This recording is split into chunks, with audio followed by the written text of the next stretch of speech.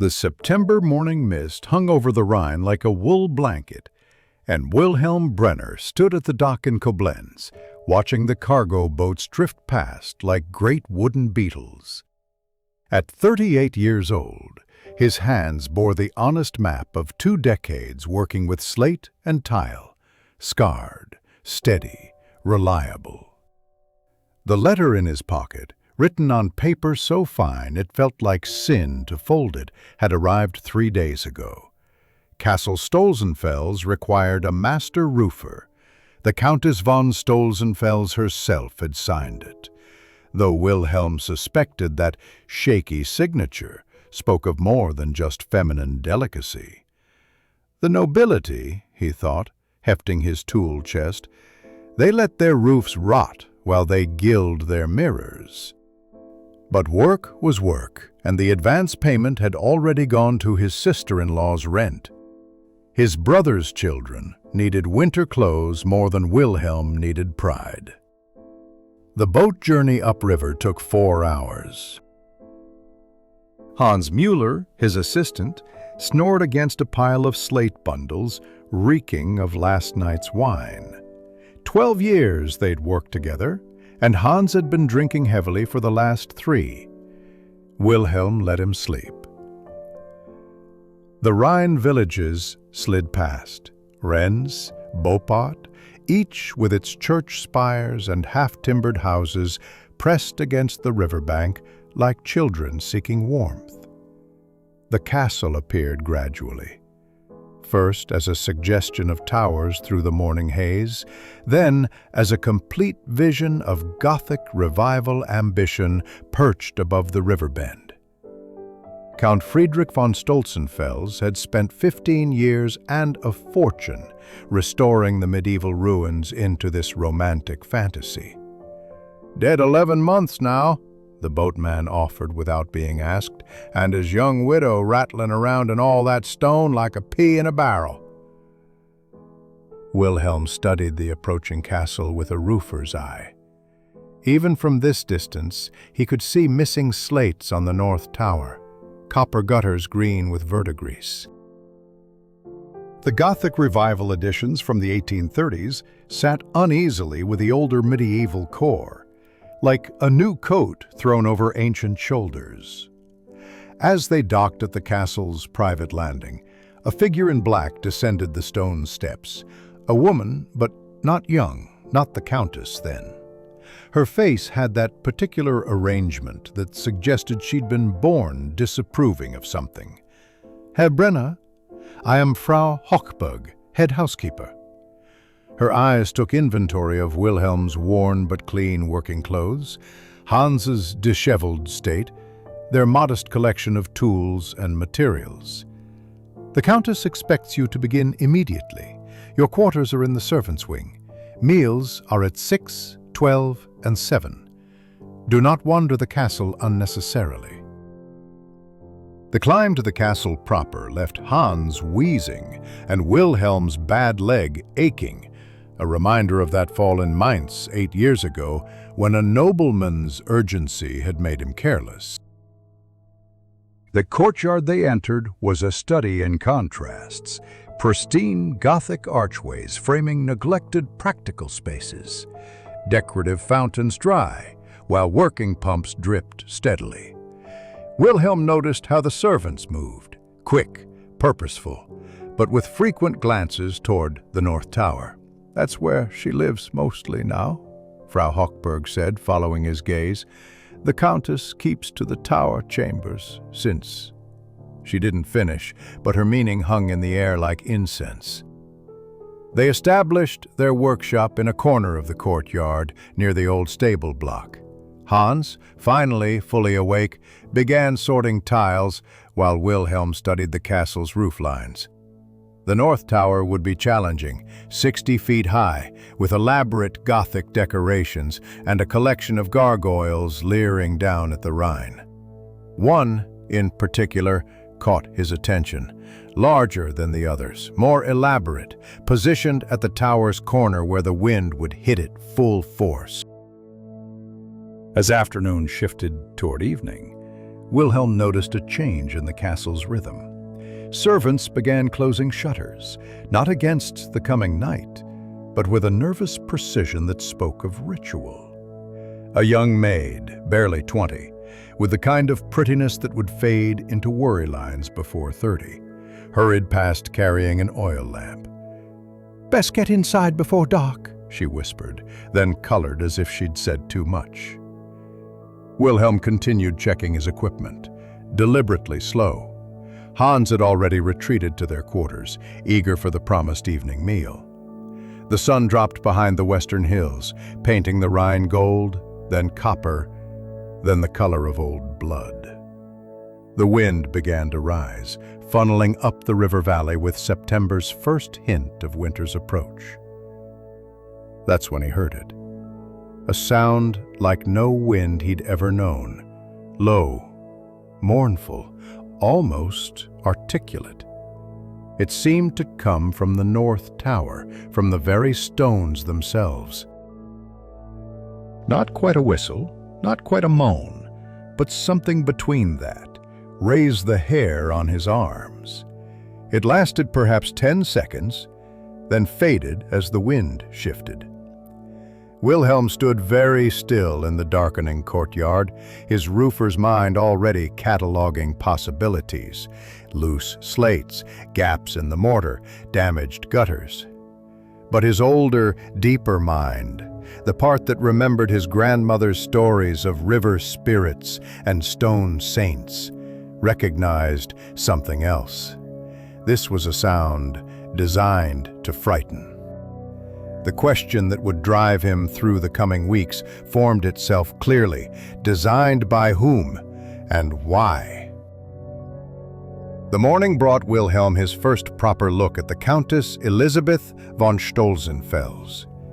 She received him in the castle's small library, a room that tried too hard to be cozy with its heavy curtains and overcrowded bookshelves.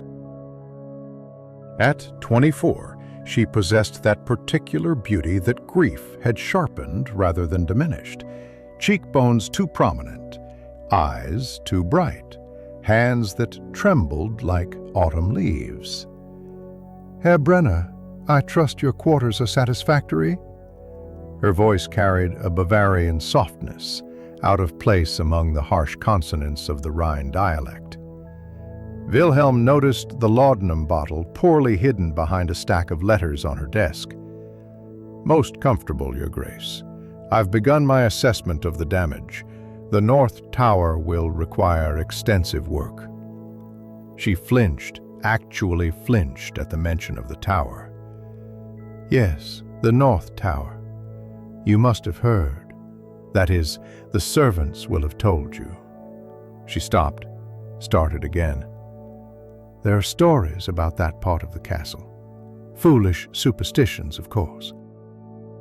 Before Wilhelm could respond, a commotion erupted in the corridor. The young maid he'd seen yesterday, Marie, he'd learned her name was, burst through the door, her face white as fresh plaster. "My lady, forgive me, but it's speaking again. The stone demon is speaking." The wind had risen suddenly, unseasonably strong for September, and with it came that sound, clearer now in daylight, more distinctly unnatural. It seemed to form words, or almost words, in a language just beyond understanding. The Countess gripped her chair arms until her knuckles went white. "Close the windows," she whispered. "All of them, now." Marie fled to comply, and Wilhelm found himself alone with a woman on the edge of collapse. She looked at him with desperate eyes. "My husband used to laugh about it. Said it was just the wind, just old stones settling. But stones don't know things, Herr Brenner. They don't whisper names of the dead." Wilhelm kept his expression carefully neutral, though his mind was racing. In his experience, stones that whispered were stones with gaps, channels, hollow spaces. "Perhaps, Your Grace, I should examine this particular section more closely." Sometimes architectural features can create unusual acoustic effects. She laughed, bitter as bad wine. Acoustic effects. Yes, my late husband's friend from the university said the same thing. But he left after 3 nights. Even men of science, it seems, have their limits. Wilhelm climbed the north tower that afternoon, Hans reluctantly in tow. The wind had died to a fitful breeze, and the castle stood in eerie quiet. The tower's exterior was a masterwork of Gothic revival excess, pinnacles, tracery, and gargoyles in abundance. The particular gargoyle the servants feared most squatted at the northwest corner, a grotesque hybrid of bat and man, its mouth open in an eternal scream. "Ugly bastard," Hans muttered, then crossed himself quickly. "Pardon the language, but look at those eyes. Like it's watching us." Wilhelm examined the creature with professional interest.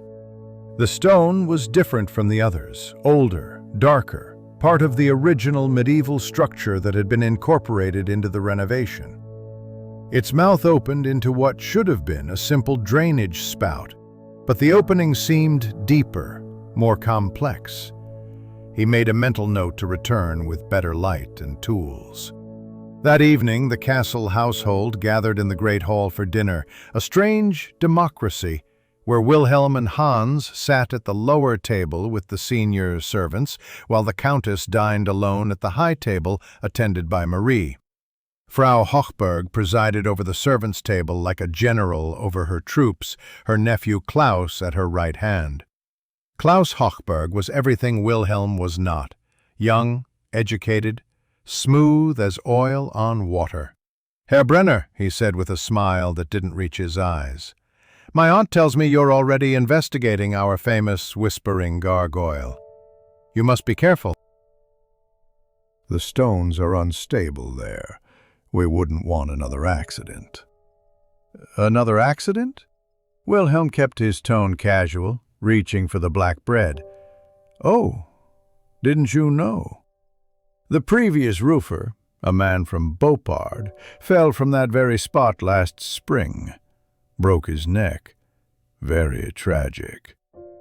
Klaus's eyes glittered with something that might have been amusement. "Some say the gargoyle pushed him. Absurd, of course, but the common people do love their stories." Frau Hochberg cut in smoothly. "The castle has stood for 600 years, Herr Brenner. Some things are better left undisturbed. Focus on the simple repairs, the missing slates, the damaged gutters. Leave the old stones alone." But Wilhelm had never been good at leaving things alone. That night, as wind rattled the shutters and somewhere in the north tower that damned gargoyle began its mournful song again, he lay in his narrow bed and thought about hollow stones and hidden spaces. In his experience, when people warned you away from something this forcefully, it wasn't the something they feared. It was the discovery of what they'd done with it.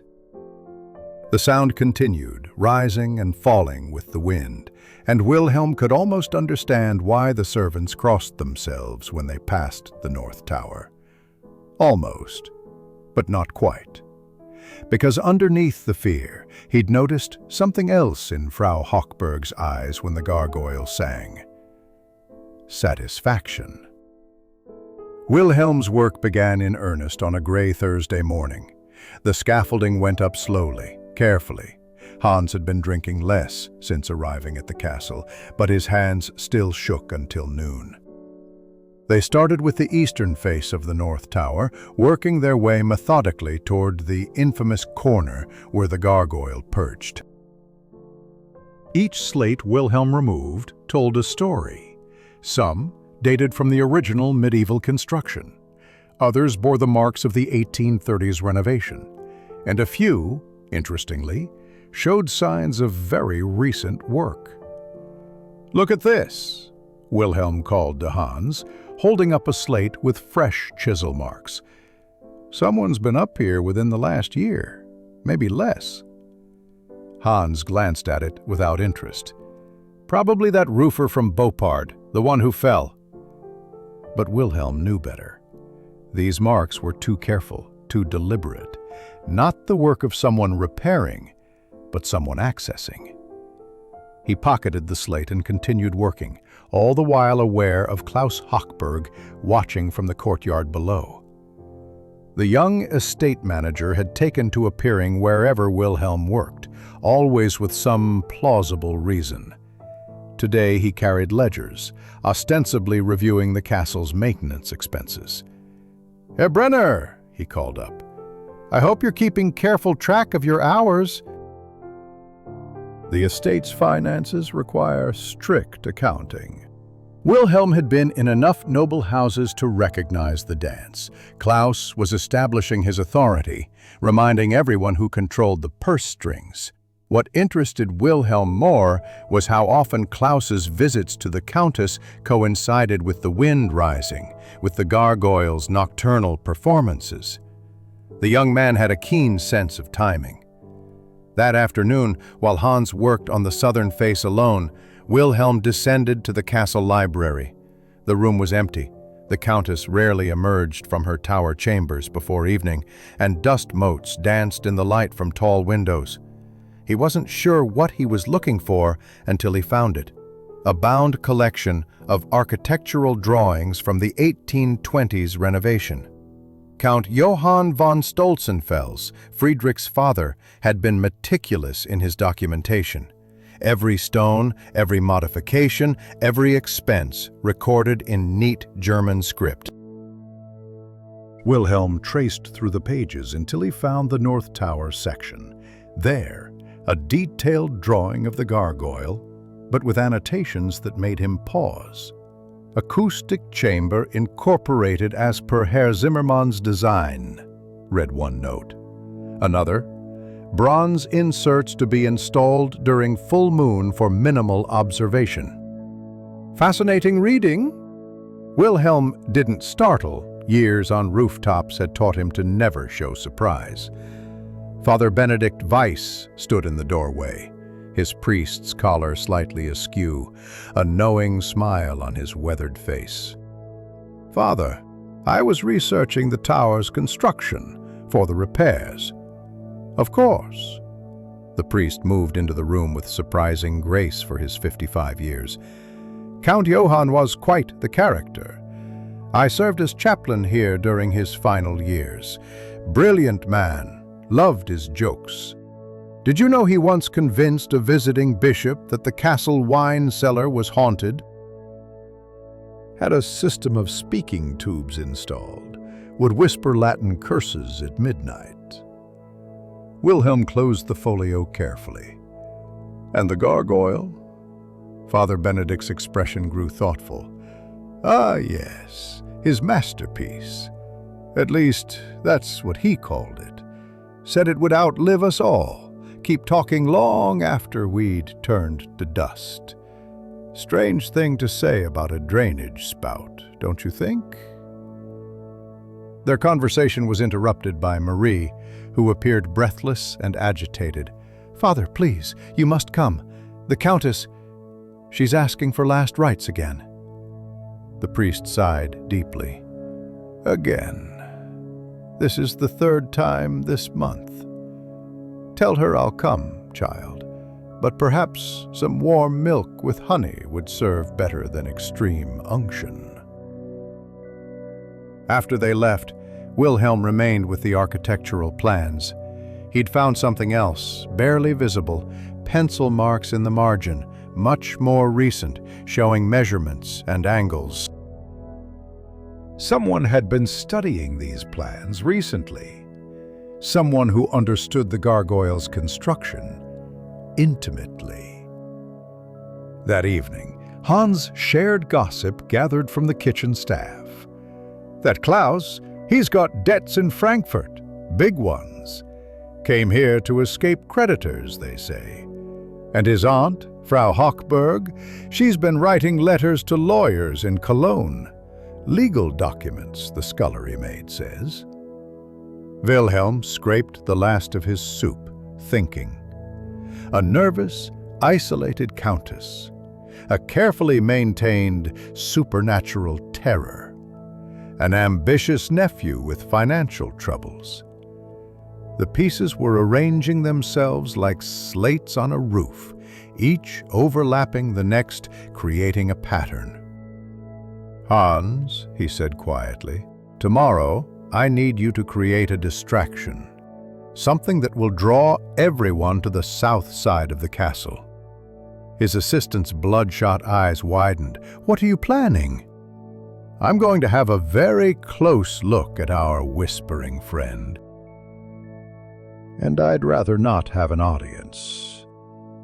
That night, the wind rose again, and with it came the gargoyle's voice. But now, Wilhelm heard it differently, not as a random moan, but as something deliberately tuned, carefully maintained. He lay in his narrow bed, thinking about Count Johann's joke, and who might have turned it into something darker. Outside, the September night grew cold, and somewhere in her tower room, the Countess Elizabeth was probably reaching for her laudanum bottle, seeking escape from a terror that someone had crafted as carefully as any roof. Friday morning arrived windless and still, the Rhine Valley holding its breath like a church between prayers. Wilhelm had waited 3 days for such conditions, no breeze to activate whatever mechanism Count Johann had built into his stone jest. Hans, true to instruction, had started a minor fire in the kitchen chimney, nothing dangerous, but enough smoke to draw everyone to the castle's south wing. Even Frau Hochberg abandoned her vigilant watch, barking orders at the kitchen staff.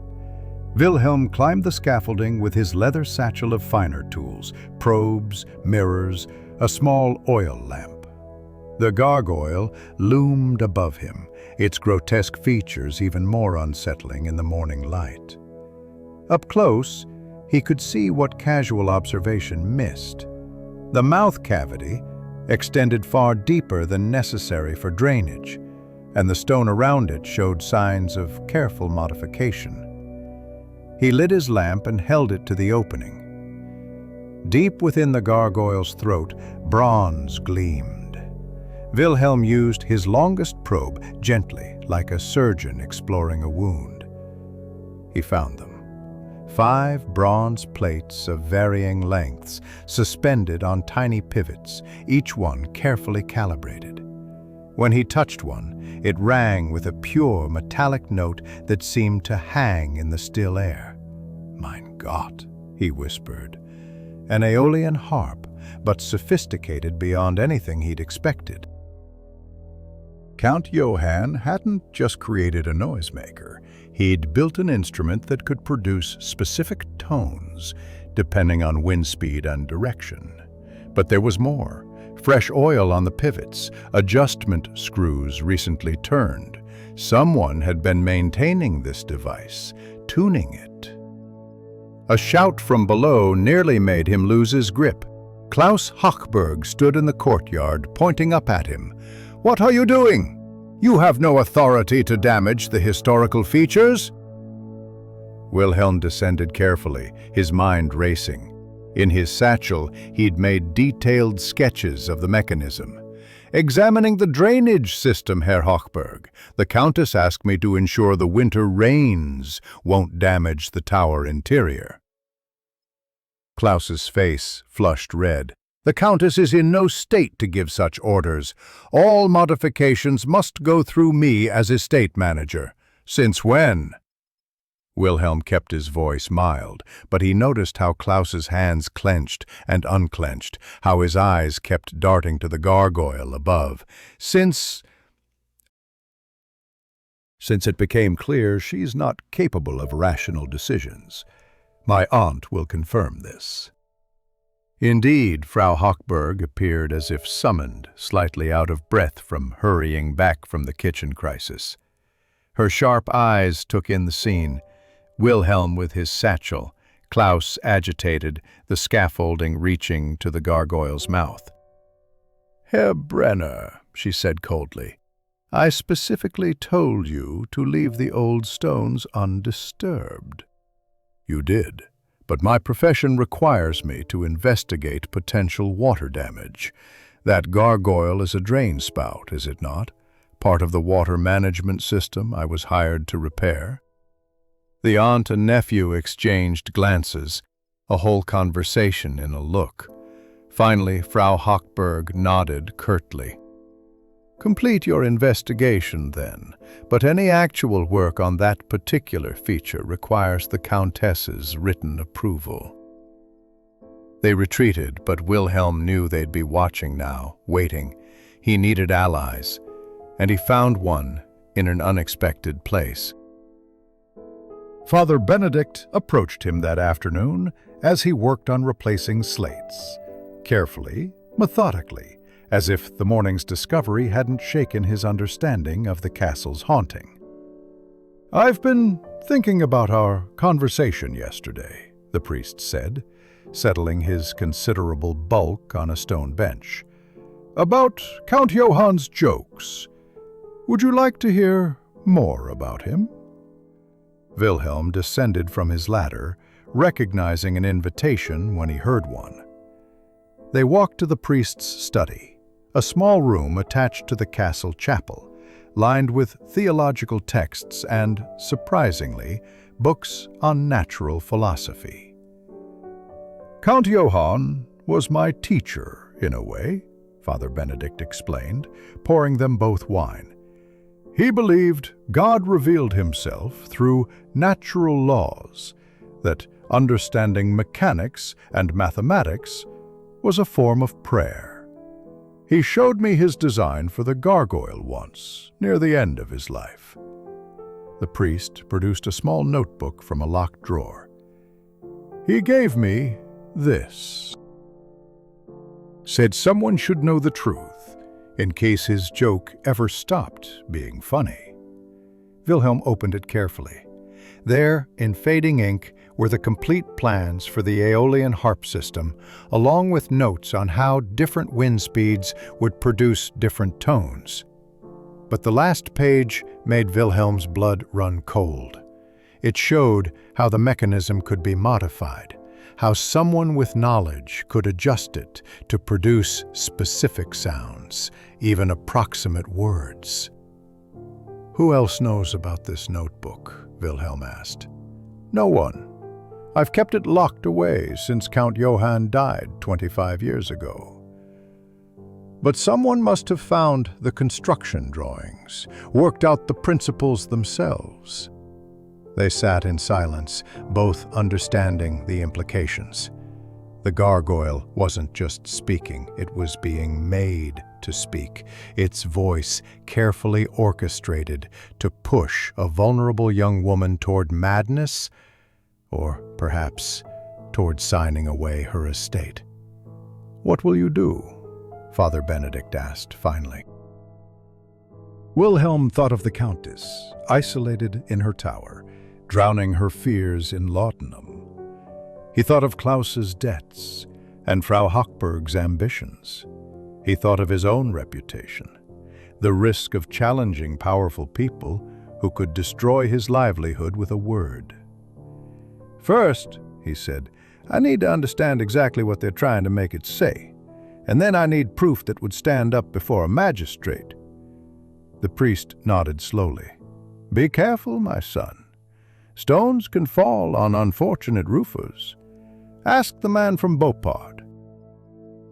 The pattern revealed itself over the next week like rot beneath painted wood.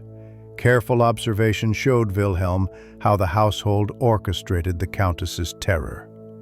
Tuesday evening, just before sunset, he watched from his workshop as Frau Hochberg directed 2 footmen to open specific windows in the North Tower's stairwell. Not all of them, just 3, creating a precise channel for the wind. Wednesday morning, Klaus visited the Countess with estate papers, leaving her visibly distressed. That night, even a gentle breeze produced particularly mournful sounds from the gargoyle. Marie, the young lady's maid, had become Wilhelm's unwitting informant. She often paused to chat while he worked, grateful for any distraction from her mistress's decline.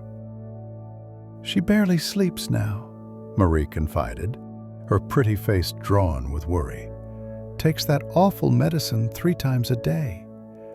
Last night, she said she heard her husband calling her name from the stones." Wilhelm's hands stilled on the slate he was shaping. "Her husband's name? You're certain?" "Friedrich, clear as day," she said. "But I was right there, and all I heard was that terrible moaning." That afternoon, Wilhelm made a dangerous decision. He needed to examine the mechanism at night during one of its performances. Hans flatly refused to help. "I've got 3 children depending on my wages," he said, not meeting Wilhelm's eyes. "Can't risk what happened to that Boppard fellow." But Hans's fear told Wilhelm something important. Even his assistant, loyal for 12 years, had been reached by someone's influence or threats. That evening, alone, Wilhelm climbed the scaffolding in darkness, moving by touch and memory. The wind was rising from the northwest, perfect conditions. He'd brought small cork plugs, planning to dampen certain plates to understand which produced which sounds. He'd just reached the gargoyle when footsteps echoed on the tower roof above. Wilhelm pressed himself against the stone, invisible in the shadow. 2 figures emerged onto the narrow walkway, Klaus and another man Wilhelm didn't recognize, elderly, wearing expensive clothes. "The adjustment you requested has been made, Herr Steinberg," Klaus was saying. "The new tones should be quite convincing." The older man, Steinberg, laughed unpleasantly. "For what I'm paying, they'd better be." "Your aunt assured me the Countess would sign within the month. My investors in Frankfurt grow impatient. She's close to breaking. Another week, perhaps 2. And if your tame ghost doesn't work?" Klaus's voice turned cold. "There are other ways to deal with hysterical women.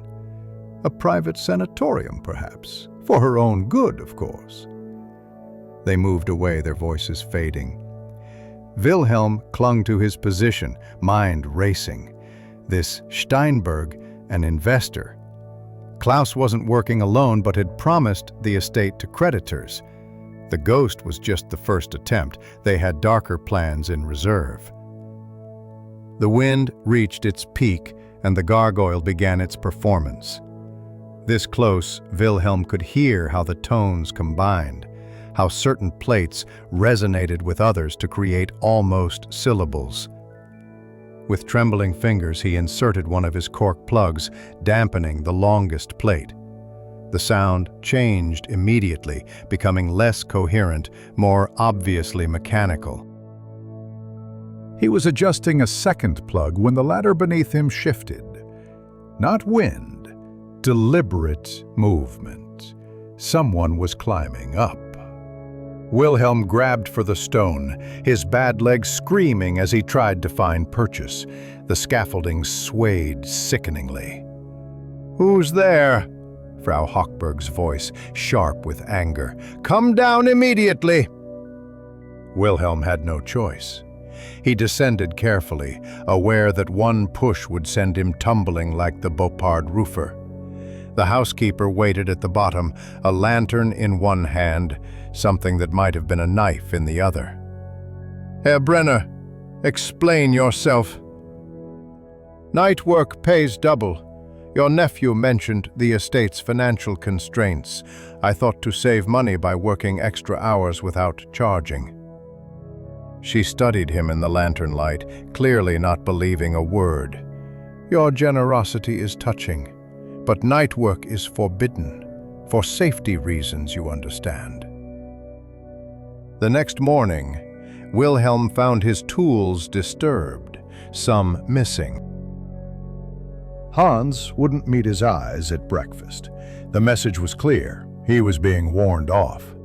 But Marie brought unexpected news with the morning water. "The Countess wants to see you," she whispered, "secretly. Can you come to the tower after lunch? Use the servants' stair."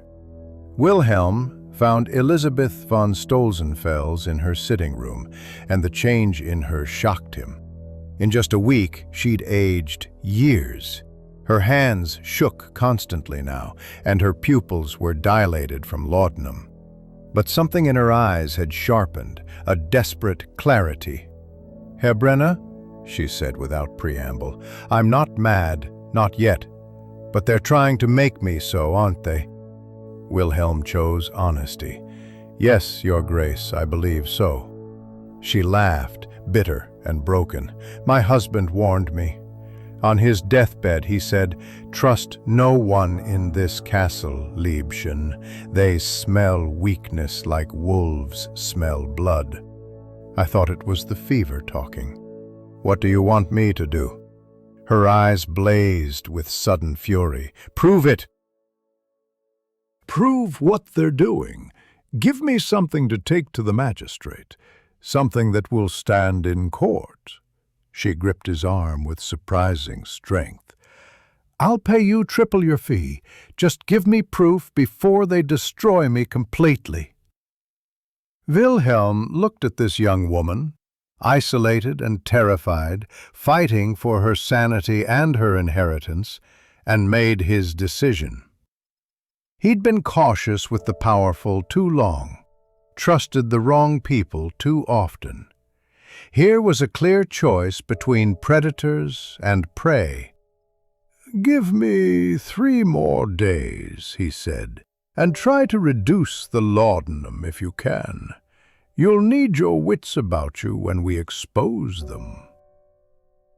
Wilhelm's investigation required a different approach now. Daylight examination while maintaining the pretense of routine repairs. He developed a system, working on legitimate roof sections while documenting everything about the gargoyle mechanism.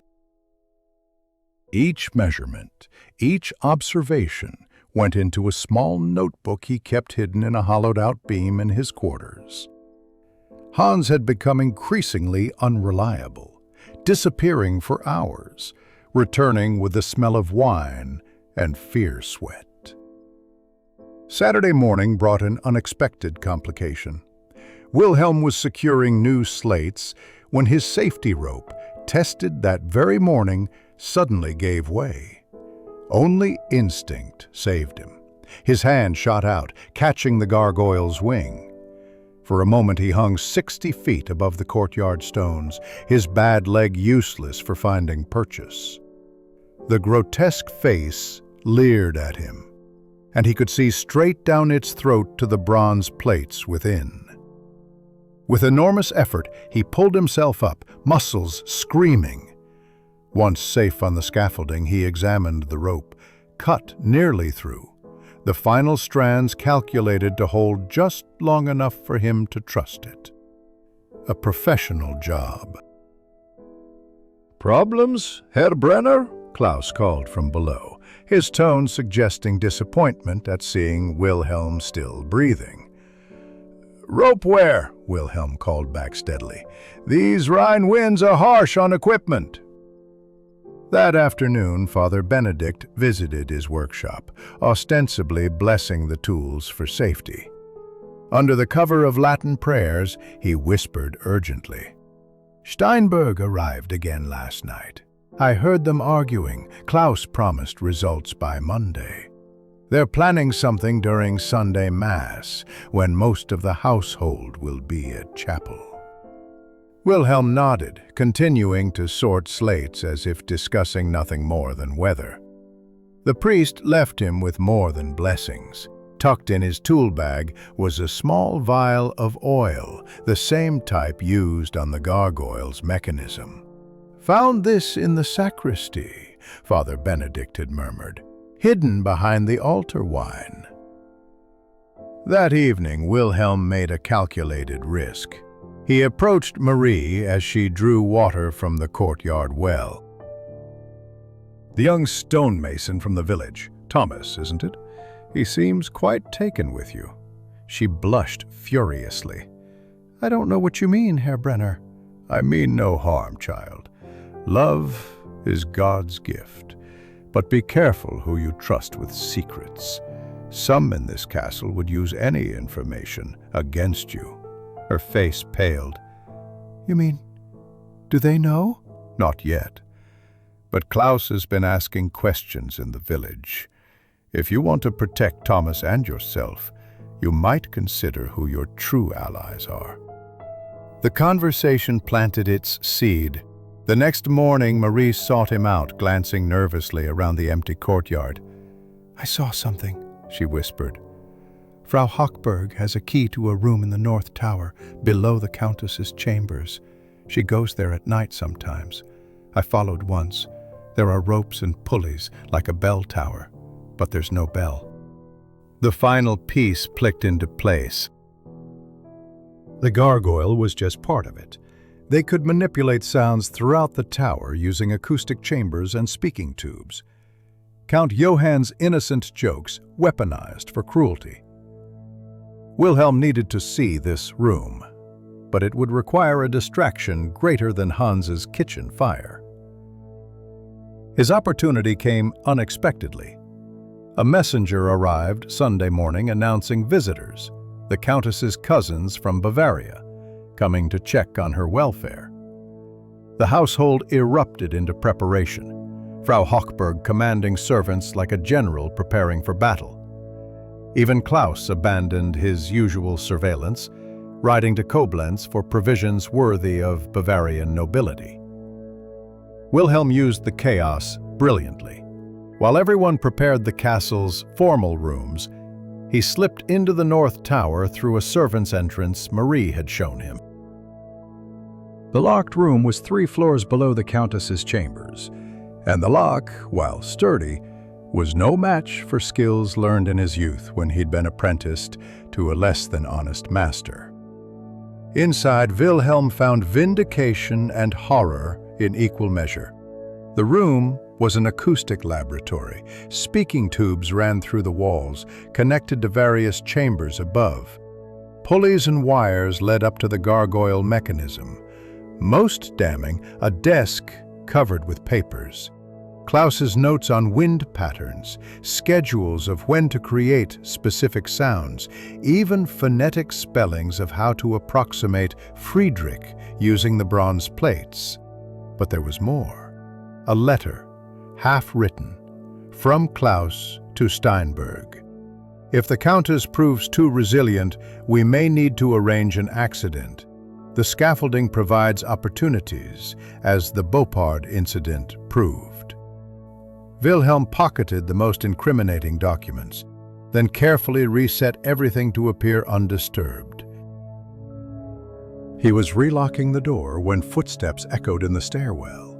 No time to run. He pressed himself into an alcove, holding his breath. Frau Hochberg passed within inches of him, moving with surprising quiet for such a rigid woman. She unlocked the door he'd just secured, entered briefly, then emerged with a satisfied expression. She'd been checking her trap, ensuring everything was ready for some finale Wilhelm could only guess at. He waited until her footsteps faded, then made his way back to his quarters. The evidence burned in his pocket, enough to destroy Klaus and his aunt, enough to save the Countess. But he knew they wouldn't go quietly. The Beaupard roofer's fate reminded him that accidents were easily arranged in a castle full of stone and height. The Bavarian cousins arrived Monday afternoon in a fury of carriages and servants, bringing with them exactly what Wilhelm needed: witnesses beyond the castle's influence. The Countess Elizabeth, summoned from her self-imposed tower prison, descended to greet them, looking like a ghost herself, but a ghost with sudden steel in her spine. Her cousin Anna, a formidable woman of 40 with the bearing of a Prussian officer, took one look at Elizabeth, and turned to Frau Hochberg with barely concealed fury. What has happened to her? When Friedrich died, she was grieving but healthy. Now, look at her. Frau Hochberg responded smoothly. The Countess has been suffering from nervous exhaustion, complicated by certain disturbances in the castle. We've done our best to care for her. That evening, as if orchestrated, which of course it was, the wind rose with unusual violence. Wilhelm watched from his window as Klaus made subtle adjustments to the tower windows, ensuring maximum effect. Soon enough, the gargoyle began its performance, but tonight it seemed especially articulate, the sounds forming what could almost be interpreted as, "Elizabeth, come. Join me." The screams from the Countess's chambers brought everyone running. Wilhelm joined the crowd gathering in the great hall, where Elizabeth had fled, her cousins supporting her. She was babbling about Friedrich calling her, about the stones knowing her name. Anna's husband, a practical banker from Munich, listened with growing skepticism. "This is hysteria," he declared. "She needs medical attention, perhaps commitment to a sanitarium." Wilhelm saw Klaus and his aunt exchange satisfied glances. This was what they'd been building toward, having outsiders declare the Countess incompetent. But Father Benedict stepped forward, his priest's authority commanding attention. "Before we speak of sanitariums," he said calmly, "perhaps we should investigate these sounds. After all, even the Church acknowledges that sometimes the miraculous has natural explanations." "Investigate how?" Anna demanded. Wilhelm seized his moment. "I could demonstrate something if permitted.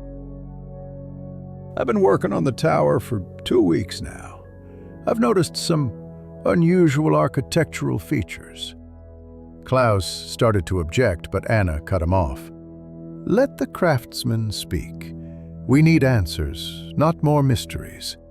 Wilhelm gathered his materials quickly, his sketches, the vial of oil Father Benedict had found, and most importantly, a long pole with a hook he'd prepared for this moment. The entire household followed him to the courtyard below the north tower, where the wind was still howling and the gargoyle continued its eerie song. "If you'll observe," Wilhelm called over the wind, "the sounds seem to emanate from that particular gargoyle. With your permission, I'd like to demonstrate why." Before Klaus could stop him, Wilhelm used his pole to reach up to the gargoyle's mouth, not damaging it, but inserting a thick cloth he'd soaked in water. The effect was immediate and dramatic. The clear, almost human sounds became muffled, obviously mechanical. Obviously mechanical. The words dissolved into what they really were, wind passing through metal plates. The crowd murmured in surprise, but Wilhelm wasn't finished. "Now, if someone would be kind enough to close the 3 windows on the north stairwell, the 3rd, 5th, and 7th specifically, I believe we'll hear another change." Marie, brave girl, ran to comply before Frau Hochberg could stop her. As each window closed, the sound diminished, changed pitch, became less and less supernatural. By the time all 3 were shut, only a faint whistle remained. "It's a machine," the banker husband said, wonder in his voice. "An acoustic device." Wilhelm nodded. "Built into the gargoyle by Count Johann as an amusement, but recently modified and maintained for a different purpose." He produced the vial of oil. "This same oil is found on the mechanism's parts and hidden in the sacristy. Someone has been regularly maintaining this device." "Lies!" Klaus stepped forward, his face flushed. "You're destroying valuable historical architecture with your accusations." But Wilhelm had kept his strongest evidence in reserve. He pulled out Klaus's own notes, the ones detailing wind patterns and phonetic approximations.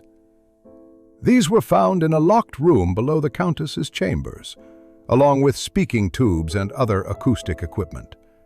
The handwriting, I believe, will match certain estate documents. Anna snatched the papers, reading quickly. Her face went white, then red with rage. "You've been torturing my cousin? Driving her mad with tricks?" Frau Hochberg tried to maintain her dignity.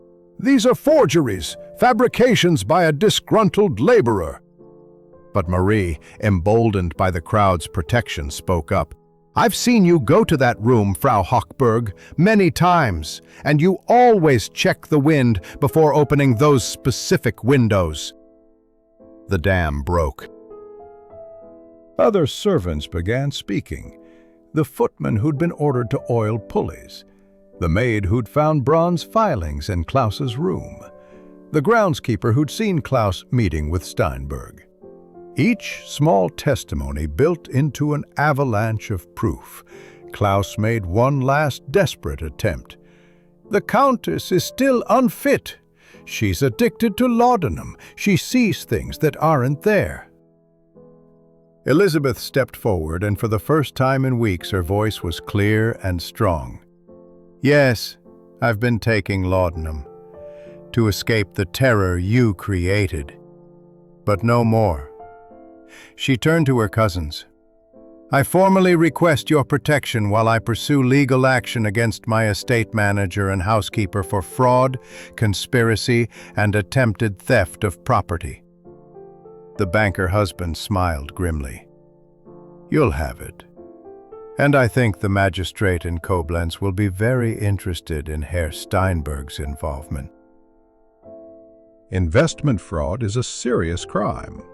The confrontation in the Great Hall that night would be remembered in the Rhine Valley for years. Anna's husband had sent for the magistrate from Koblenz, but before authority arrived, the household gathered for what Father Benedict would later call a very German reckoning, orderly, thorough, and devastating. Wilhelm had arranged the evidence on the long oak table like roof slates, each piece overlapping to create an undeniable pattern. The Countess Elizabeth sat at the head of the table, her cousins flanking her, while Klaus and Frau Hochberg stood like defendants in a dock. The servants lined the walls, no longer pretending invisibility. This was their story, too. "Let me explain what I've discovered," Wilhelm began, his roofer's hand steady as he spread out Count Johann's original designs. 25 years ago, the old Count installed an Aeolian harp in the gargoyle, a sophisticated joke but harmless. The bronze plates would sing in the wind, nothing more.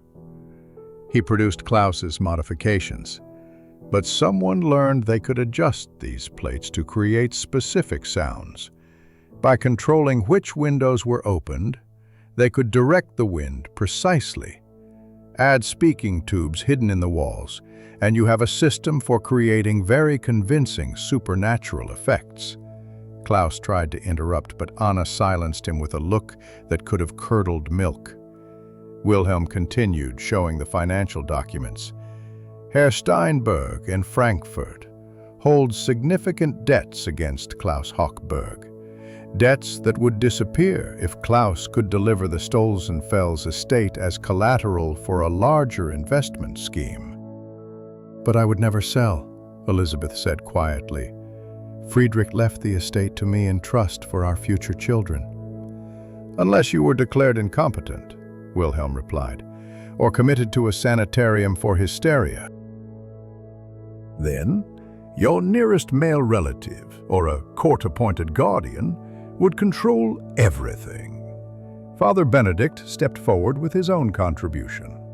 "I've been checking the parish records. The roofer from Beaupard who died?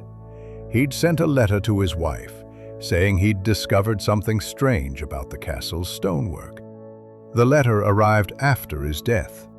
Hans, who'd been silent against the wall, suddenly spoke up, his voice thick with shame. They paid me to report on Wilhelm's investigations. Promised to clear my gambling debts. I'm the one who told them he was getting close to the truth. God forgive me.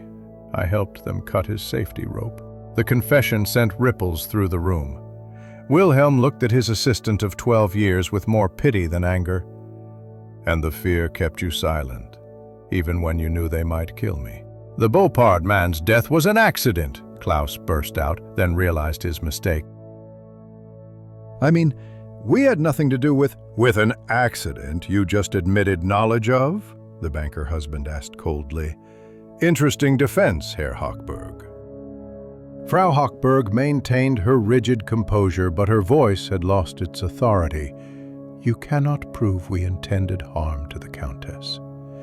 Perhaps we maintained the mechanism, but only to preserve a historical curiosity.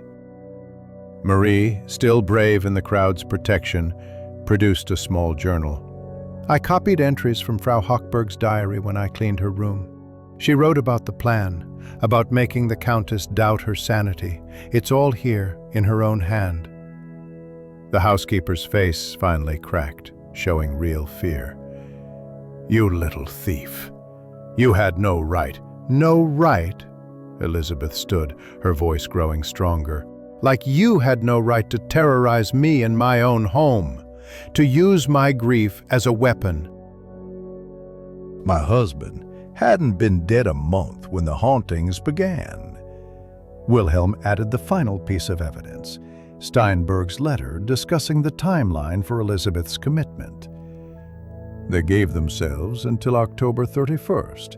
After that, Steinberg would call in Klaus's debts, ruining him completely. They were desperate, which is why they tried to eliminate me when I got too close. The magistrate arrived with 2 officers just as Klaus made a break for the door. He didn't get far. Thomas, the stonemason, Marie's secret beloved, had been waiting outside and tackled him with the enthusiasm of a man defending his sweetheart's employer. The legal proceedings were swift. Faced with overwhelming evidence, Klaus confessed to the conspiracy, though he insisted the Beaupard roofer's death truly was accidental. The man had been drunk and fallen while trying to investigate the gargoyle at night. Frau Hochberg maintained stubborn silence, until Anna mentioned that attempted murder of a craftsman carried the death penalty. Then she too confessed, claiming she'd only wanted to secure her nephew's future. Steinberg, arrested in Frankfurt, proved to have been running similar schemes at 3 other estates. His investors, mostly honest merchants, were horrified to learn their money had funded psychological torture. As the conspirators were led away, Elizabeth turned to Wilhelm. How did you know? What made you suspect it wasn't real? Wilhelm allowed himself a small smile. Your Grace, I've spent 20 years working on roofs.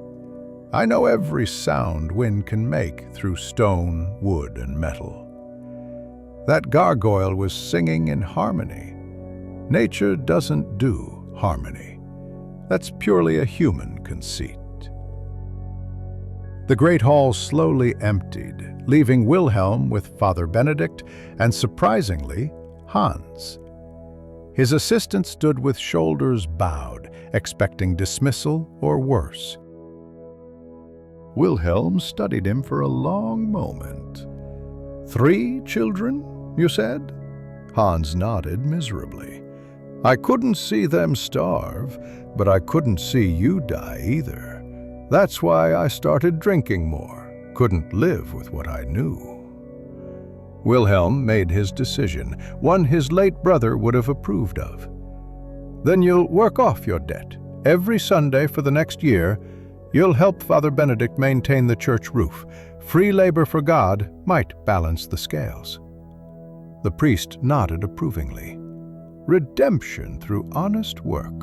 Very Lutheran of you, Wilhelm. The castle transformed in the days following the arrests. Windows stayed open regardless of wind, servants hummed while working, and most remarkably, the Countess Elizabeth emerged from her tower to reclaim her home. Wilhelm observed these changes while completing his original commission. The roof still needed repair, regardless of the drama that had unfolded beneath it. 3 days after the magistrate took Klaus and Frau Hochberg away, Elizabeth found Wilhelm working on the northwest tower, carefully removing the bronze plates from the gargoyle's throat. She climbed the scaffolding with surprising agility, her health improving daily without laudanum clouding her mind. "Must you destroy it completely?" she asked, watching him extract a particularly long bronze strip. Count Johann meant it as entertainment, not torture. Wilhelm paused in his work. "These mechanisms are like knowledge itself, Your Grace, neither good nor evil, until someone decides how to use them. Would you trust the next generation to use them wisely?"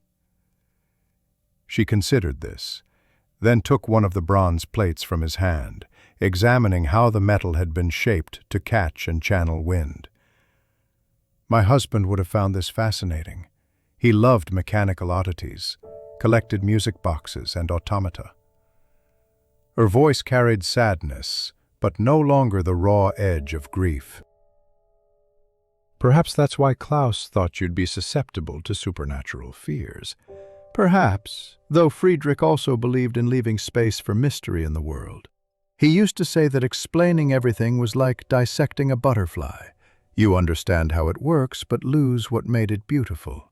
They stood in companionable silence, 60 feet above the Rhine, watching barges navigate the autumn waters. Finally, Elizabeth spoke again. "I've been thinking about what to do with the estate. My cousins want me to sell, move to Munich where they can watch over me. But this is my home now."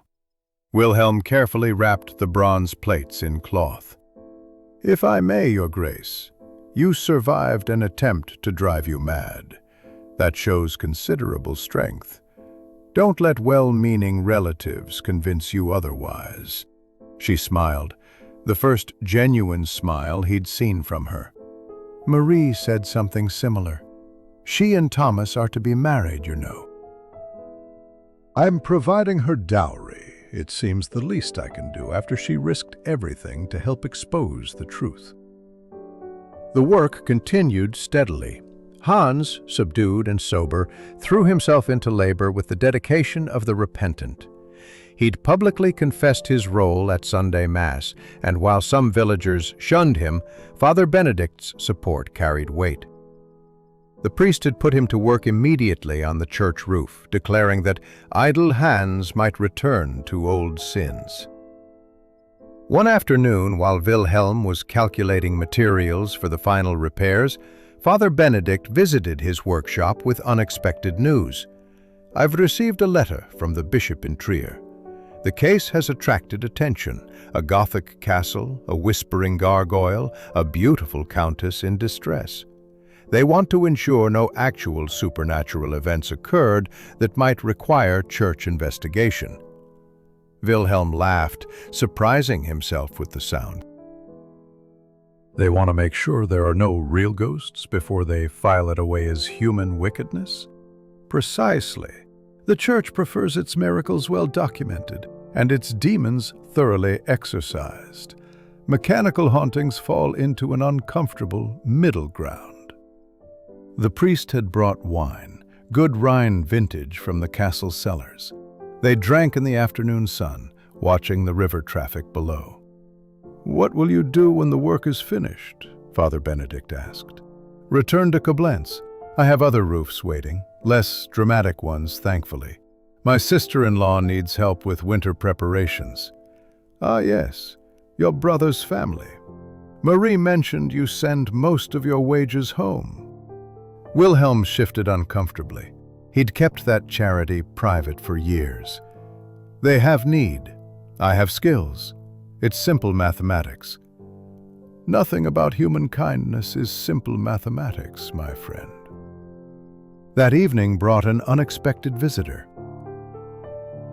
Steinberg's lawyer arrived from Frankfurt, a thin man who looked like he'd rather be anywhere else. He carried a proposal. Steinberg would testify against Klaus and Frau Hochberg in exchange for lesser charges, and he would pay damages to both the Countess and Wilhelm for the attempted murder. Elizabeth received him in the great hall with icy composure. "Blood money, Herr Kaufmann? Does your client think gold erases terror?" The lawyer squirmed. "My client thinks practical restitution better serves justice than lengthy imprisonment, Your Grace." Wilhelm watched Elizabeth consider this. She'd grown harder these past weeks, but also wiser. "I'll accept damages on one condition. The money goes to establish a fund for craftsmen injured in their work. Too many men like the Beaupard roofer die with families left destitute." The lawyer blinked in surprise. "That's highly unusual, Your Grace. So was using my dead husband's voice to torment me." Take my offer to your client, or prepare for a trial that will be discussed in every newspaper from here to Berlin." After the lawyer departed, Elizabeth turned to Wilhelm. "Was I too harsh?" "You were just, Your Grace. There's a difference." The work neared completion. The roof was solid, the gutters clear, and the gargoyle had been restored to its original function, a simple drain spout, silent except for the splash of rainwater. Wilhelm saved the bronze plates, planning to deliver them to Father Benedict for safekeeping or destruction. On his last Sunday at the castle, the household gathered for Mass in the chapel.